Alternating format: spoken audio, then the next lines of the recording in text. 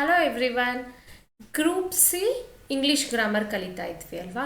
ಅದರಲ್ಲಿ subject code 94 paper solve ಮಾಡ್ತಾ ಇದ್ವಿ. ಆಲ್ರೆಡಿ ಒಂದಷ್ಟು ವಿಡಿಯೋಸ್ ಆಗಿದೆ.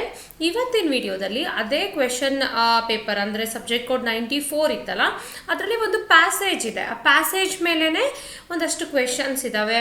ಪ್ಯಾಸೇಜ್ ಕೊಟ್ಟಾಗ ಯಾವ ಥರ ನೀವು ಅದನ್ನು ಕ್ವಿಕ್ಕಾಗಿ ಆನ್ಸರ್ ಮಾಡ್ಬೋದು ನೋಡೋಣ.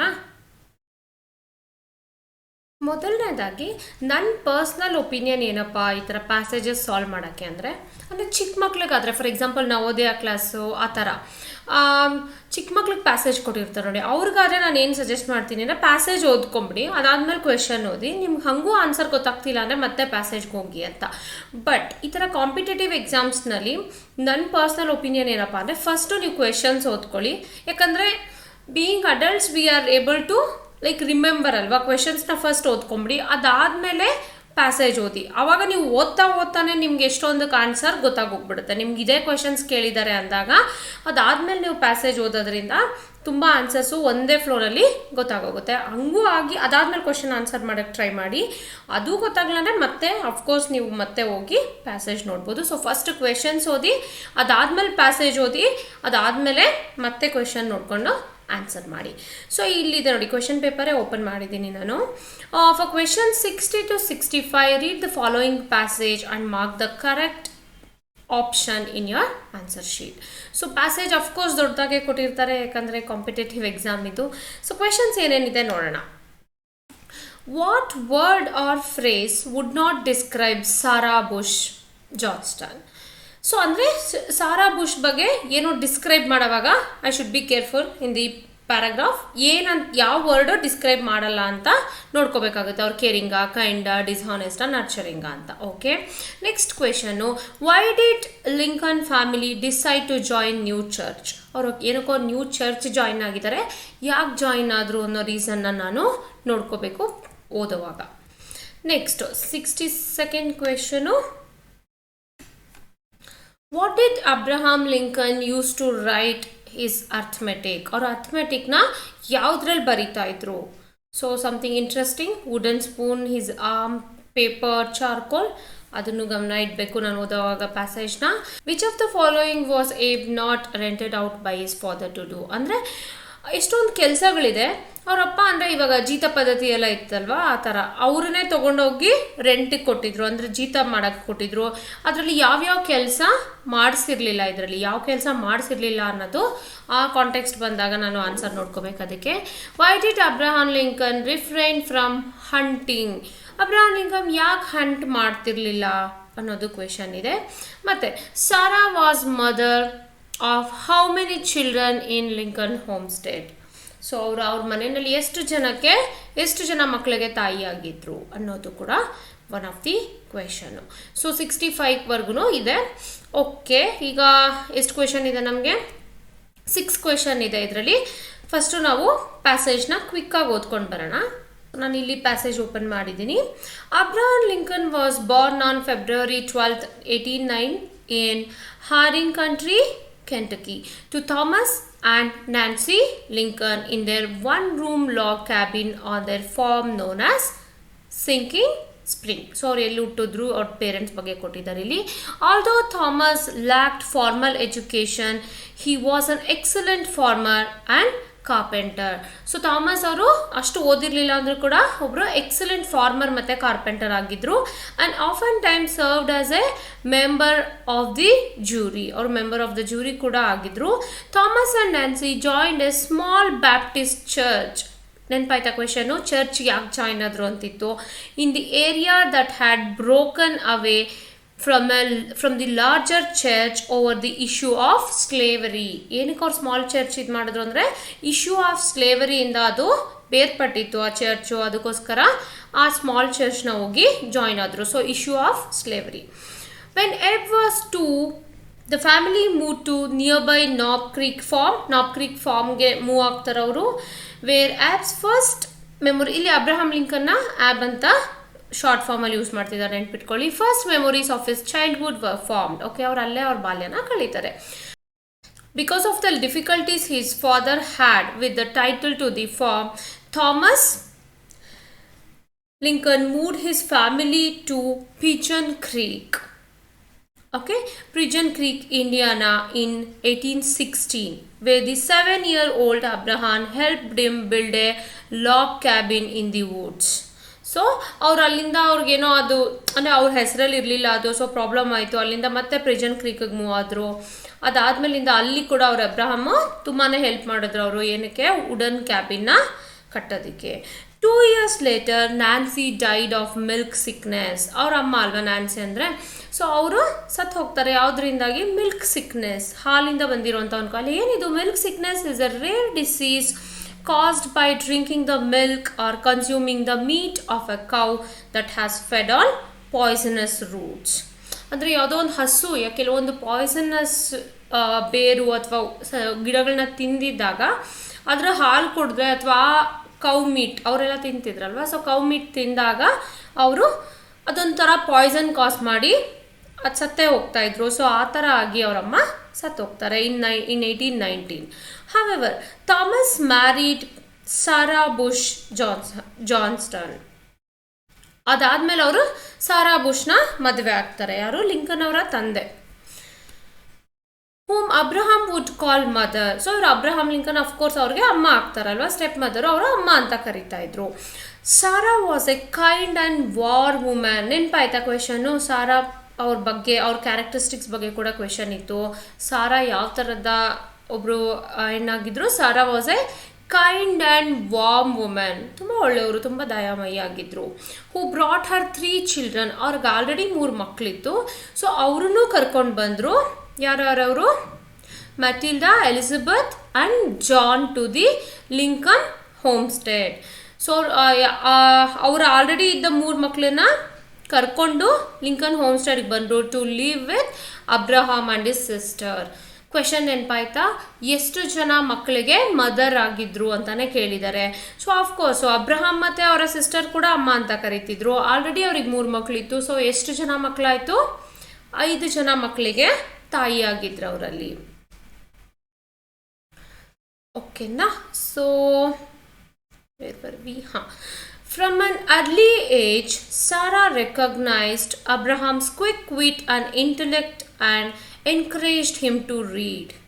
ಸೊ ಅವರು ತುಂಬ ಚಿಕ್ಕ ವಯಸ್ಸಿಂದನೇ ಅವ್ರು ತುಂಬ ಬುದ್ಧಿವಂತರಾಗಿದ್ದು ನೋಡಿ ತುಂಬ ಎನ್ಕರೇಜ್ ಮಾಡ್ತಾ ಇದ್ರು ಅವ್ರಿಗೆ ಓದೋದಕ್ಕೆ.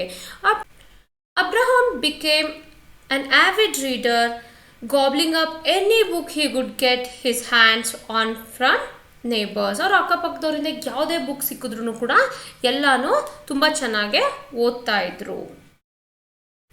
ಕ್ಲೆರ್ಗಿಮೆನ್ ಆ್ಯಂಡ್ ಟ್ರಾವೆಲಿಂಗ್ ಟೀಚರ್ಸ್. ಓಕೆ, ಅವ್ರಿಗೆ ಯಾರು ಟ್ರಾವೆಲಿಂಗ್ ಟೀಚರ್ಸ್ ಇರ್ಬೋದು, ಕ್ಲೆರ್ಗಿಮೆನ್, ನೇಬರ್ಸ್ ಯಾರಿಂದನೇ ಸಿಕ್ಕಿದ್ರು ಎಲ್ಲನೂ ಓದ್ತಾ ಇದ್ರು ಅವರು. Abraham attended school on an inconsistent basis. ಅವರು ಕಂಟಿನ್ಯೂಸ್ ಆಗಿ ಹೋಗೋಕೆ ಆಗ್ತಿರ್ಲಿಲ್ಲ, ಬಟ್ ಅವಾಗ ಸ್ಕೂಲು ಅಟೆಂಡ್ ಮಾಡ್ತಾ ಇದ್ರು ಅವರು. At times travelling teachers may have taught at a nearby rudimentary school. ಅಂದರೆ ಹತ್ರದಲ್ಲಿರೋಂಥ, ಅಂದರೆ ಹಂಗೆ ಮೂವ್ ಆಗ್ತಾ ಇರೋಂಥ ಸ್ಕೂಲ್ಸ್ ಇರ್ತಿತ್ತಲ್ವ, ಆ ಥರ ಸ್ಕೂಲ್ಸ್ನಲ್ಲಿ ಕೂಡ ಅವರು ಎಷ್ಟೊಂದು ಸತಿ ಟ್ರಾವೆಲಿಂಗ್ ಟೀಚರ್ಸ್ ಅವ್ರಿಗೆ teach ಮಾಡಿರ್ತಿದ್ರು. Lincoln himself admitted that the total amount of schooling he received in his childhood was no more than 12 months. ಅವರೇ ಕೆಲವು ಕಡೆ ಹೇಳಿದ್ದಾರೆ, ಕಂಪ್ಲೀಟ್ ಅವ್ರ ಚೈಲ್ಡ್ಹುಡ್ನಲ್ಲಿ ಅವ್ರು 12 ತಿಂಗಳಿಗಿಂತ ಜಾಸ್ತಿ ಸ್ಕೂಲ್ಗೆ ಹೋಗೇ ಇಲ್ವಂತ, ಅಂದರೆ ಟೋಟಲ್ ಆಗಿ ಒಂದು ವರ್ಷದಲ್ಲ.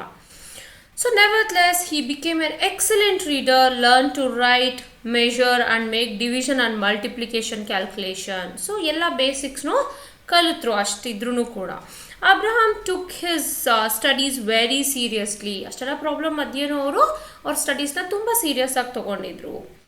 Without paper in the house to practice his writing and math, he often did arithmetic on back of a wooden spoon using charcoal as a makeshift pencil. Question ನೆನಪಾಯ್ತಾ? ಅವರು ಅರ್ಥಮೆಟಿಕ್ನೆಲ್ಲ ಯಾವುದ್ರಲ್ಲಿ ಬರೆದಿದ್ರು? ಅಲ್ಲಿ ಸ್ಪೂನ್ ಹಿಂದೆಗಡೆ, ಅಂದರೆ like back of a wooden spoon using charcoal as a makeshift pencil. ಚಾರ್ಕೋಲ್ನ ತಗೊಂಡು ಬರ್ತಿದ್ರು ಅವರು. ಅಲ್ಲಿ ವುಡನ್ ಸ್ಪೂನ್ ಅಂತ ಕೊಡೋ ಇತ್ತು answer, if you remember it properly. But wooden ಸ್ಪೂನ್ನಲ್ಲಿ ಬರ್ದಿಲ್ಲ ಅವರು, ವುಡನ್ ಸ್ಪೂನ್ ಮೇಲೆ ಬರ್ದಿದ್ದಾರೆ using charcoal. Abe's growing desire to attend school, just to attend school conflicted with his father's demand on him, which often made him appear lazy to his neighbors. So but ಅವ್ರಿಗೆ ತುಂಬ ಸ್ಕೂಲ್ಗೆ ಹೋಗೋಕೆ ಆಸೆ ಇತ್ತು, ಆದರೆ ಅವ್ರ ಅಪ್ಪಂದು ಡಿಮ್ಯಾಂಡ್ಸ್ ಬೇರೆನೇ ಇತ್ತು. ಯಾಕಂದರೆ ಅವ್ರಿಗೆ ದುಡ್ಡು ಬೇಕಿತ್ತಲ್ವ, ಕಷ್ಟ ಆಯಿತು. ಸೊ ಅವ್ರಿಗೆ ಹೋಗೋಕೆ ಆಗ್ತಿರ್ಲಿಲ್ಲ. ಸೊ ಅವ್ರು ಬೇರೆಯವ್ರ ಪಕ್ಕದವ್ರಿಗೆಲ್ಲ ಅವ್ರಿಗೆ ಏನು ಅನಿಸ್ತಾ ಇತ್ತು, ಇವ್ರು ತುಂಬ ಲೇಸಿ ಅನ್ನೋ ಥರ ಫೀಲ್ ಬರ್ತಿತ್ತು. His father often rented him out to perform manual labour task. ಅವ್ರ ಅಪ್ಪ ಅವ್ರನ್ನ ಅಂದರೆ ಕೂಲಿ ಕಳಿಸೋದು ಅಥವಾ ಜೀತ ಪದ್ಧತಿ ಎಲ್ಲ ಇತ್ತಲ್ವಾಗ, ರೆಂಟೆಡ್ ಹಿಮ್ ಔಟ್ ಅಥವಾ ಕೂಲಿ ಅಂತನಾದ್ರು ತೊಗೋಬೋದು ನಾವು. ಸೊ ಕೂಲಿ ಮಾಡೋದಕ್ಕೆಲ್ಲ ಕಳಿಸ್ತಾ ಇದ್ರು. ಏನೇನಕ್ಕೆ ಕಳಿಸ್ತಾ ಇದ್ರು? Task such as shucking corn, hoeing, okay, gathering and Pauling.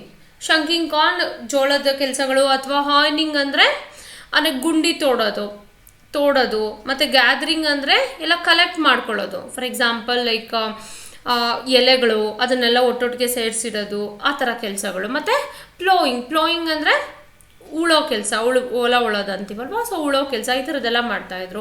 During the early 1800s, like 18th centuries ಆಯಿತಾ. Abe's father was entitled to all the money earned as a result of his son's labor. So amount ಎಲ್ಲ ಅವ್ರಿಗೆ entitle to all of the money earned as result of his son's labor. ಅವ್ರಿಗೆ ಆ amount ಎಲ್ಲ ಸಿಕ್ತು. Abe's considerable strength was evident with his unusual skill and power with an axe. ಅವರು axe ಜೊತೆಗೆ ಒಂಥರ considerable strength ಇತ್ತು ಅವ್ರಿಗೆ. Abe was said to be able to chop more wood and split more rails than anyone around. ಅವರು ಎಷ್ಟು ಮರಗಳನ್ನ ಸೀಲೋದ್ರಲ್ಲಿ, ಪಾಳ ಮಾಡೋದ್ರಲ್ಲಿ, ಅದರಲ್ಲೆಲ್ಲ ಬೇರೆಯವ್ರಿಗಿಂತಲೂ ತುಂಬ ಚೆನ್ನಾಗಿ ಮಾಡ್ತಾಯಿದ್ರು. For larger and stronger than the other boys in the region, Abe could outrun and outwrestle all of them. ಬೇರೆ ಎಲ್ಲರೂ ಅವ್ರು ಹಿಂದೆ ಇಡ್ತಾಯಿದ್ರು ಅವ್ರ ಕೆಲಸಗಳಲ್ಲಿ, ಅಷ್ಟು ಚೆನ್ನಾಗೇ ಮಾಡ್ತಾಯಿದ್ರು ಅವರು. Unlike most boys of his time, however, Abe avoided hunting because he took no pleasure in killing animals. ಇದು ಒಂದು ಕ್ವೆಶನ್ ಇದೆ, ಅವ್ರು ಯಾಕೆ ಹಂಟ್ ಮಾಡ್ತಿರಲಿಲ್ಲ ಅಂತ. ನೋಡಿ ಲಾಸ್ಟಲ್ಲಿ ಸಿಗ್ತಿದೆ answer. Abe avoided hunting because he took no pleasure in killing animals. ಅವ್ರಿಗೆ ಇಷ್ಟ ಆಗ್ತಿರ್ಲಿಲ್ಲ, ಪ್ಲೆಷರ್ ಅನಿಸ್ತಿರ್ಲಿಲ್ಲ ಅವ್ರಿಗೇನು ಖುಷಿ ಕೊಡ್ತಿರ್ಲಿಲ್ಲ. ಅಫ್ಕೋರ್ಸ್ ಬೇಜಾರಾಗೋದು ಅನಿಮಲ್ಸ್ನ ಕಿಲ್ ಮಾಡೋಕ್ಕೆ.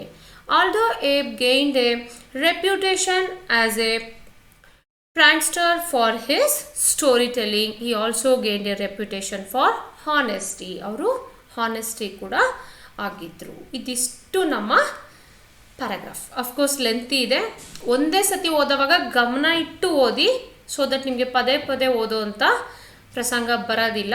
ಒಂದೇ ಸತಿ ನೀವು ಆನ್ಸರ್ ಮಾಡ್ಬೋದು. As usual 94th subject code ಇರೋಂಥ ಪೇಪರು 60 to 65 ಕ್ವೆಶನ್ಸ್ ನೋಡ್ಬೇಕು ನಾವೀಗ. What word of phrase would not describe Sarah Bush Johnston? ಅವರು ಯಾವ ಥರದವರು ಅಂತ ಹೇಳಿದ್ರೆ ತುಂಬ ಒಳ್ಳೆಯವರು ಅನ್ನೋ ಥರ ಬರೆದಿದ್ರಲ್ವಾ.